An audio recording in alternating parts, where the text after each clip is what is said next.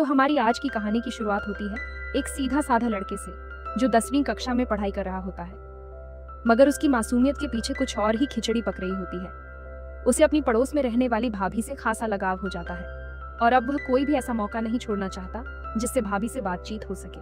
अब कहानी का असली मजा तब शुरू होता है जब ये लड़का और भाभी मिलकर कुछ दिलचस्प कारनामे करने वाले हैं। कहानी की शुरुआत एक परिवार से होती है जो हाल ही में जर्मनी जाने की तैयारी कर रहा होता है।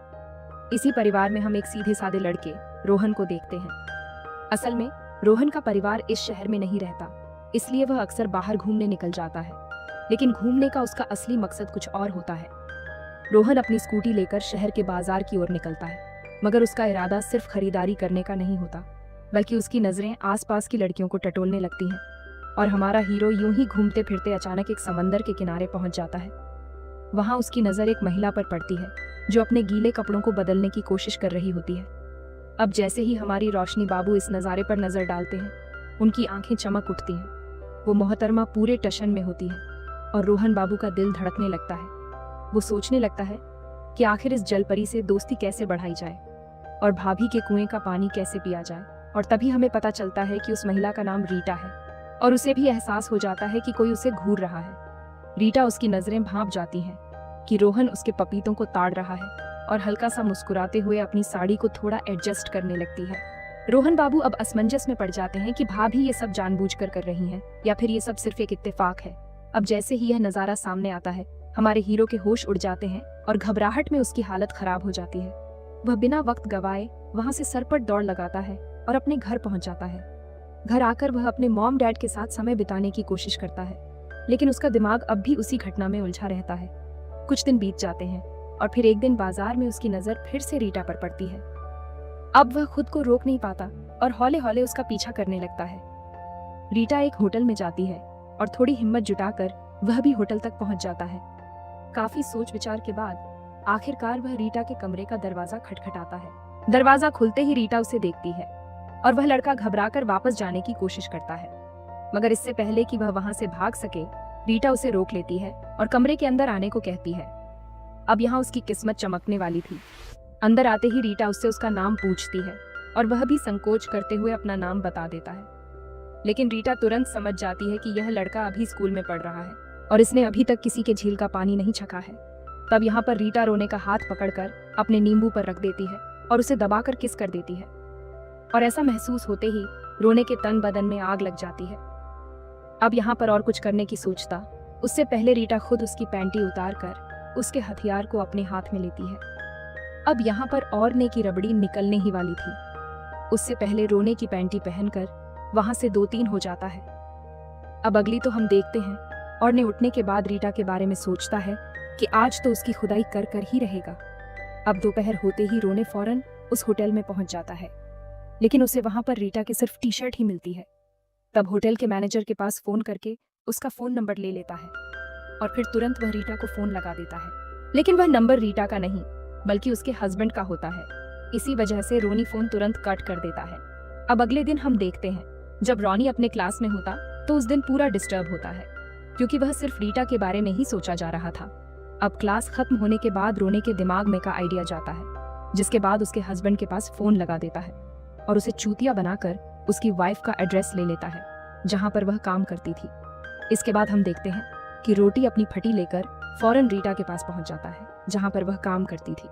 रीटा उसे देखकर फौरन पहचान जाती है और बोलती है कि मैंने तो तेरे सामने अपनी टांगे ही फैला दी थी, लेकिन उस दिन तो तू कुछ नहीं कर पाया और अब तो मेरे पीछे क्या करने आ रहा है। लेकिन इस बार भी रोने कुछ नहीं बोल पाता और रीटा फॉर्म वहां से चली जाती है। अब कुछ टाइम बाद हम देखते हैं रीटा सुमा लेकर अपने घर जा रही होती है।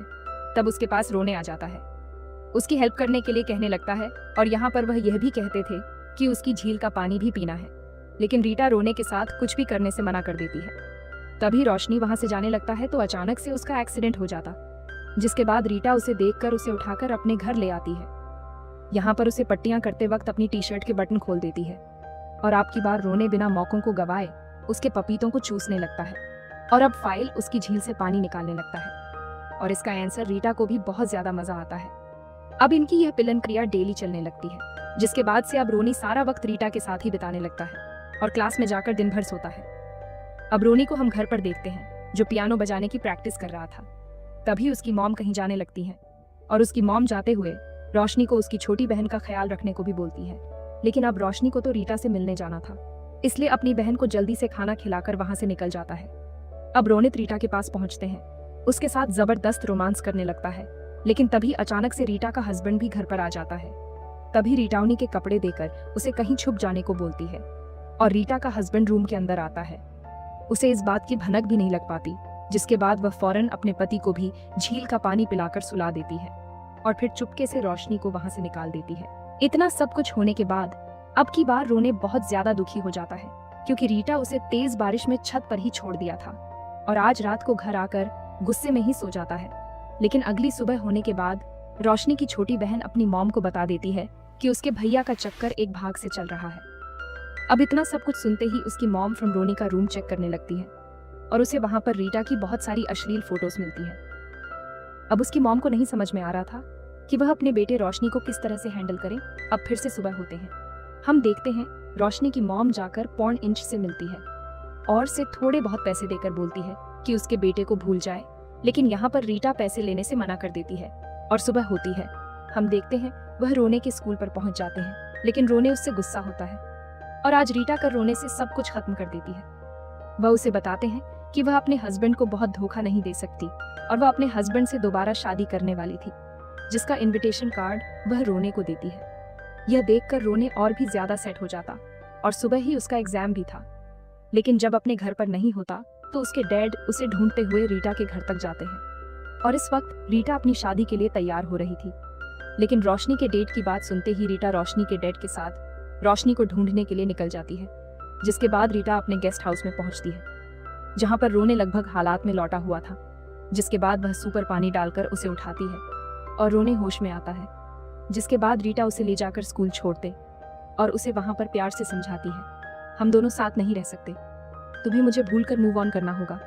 और अब की बार रोने को रीटा की बात समझ में आ जाती है, जिसके बाद वह सब कुछ छोड़कर एग्जाम देने चला जाता है। और इसके बाद हम देखते हैं कि रीटा अपने हस्बैंड से दोबारा शादी कर लेती है। एकदम रोशनी को भी देखते हैं, जो अपनी लाइफ में काफी आगे बढ़ चुका था और वह खुश भी रहने लगा था, क्योंकि उसकी जिंदगी में भी बहुत सारी लड़कियों का आना बाकी था। और बस इसी को दिखाते हुए इस कहानी का यहीं पर एंड हो जाता है।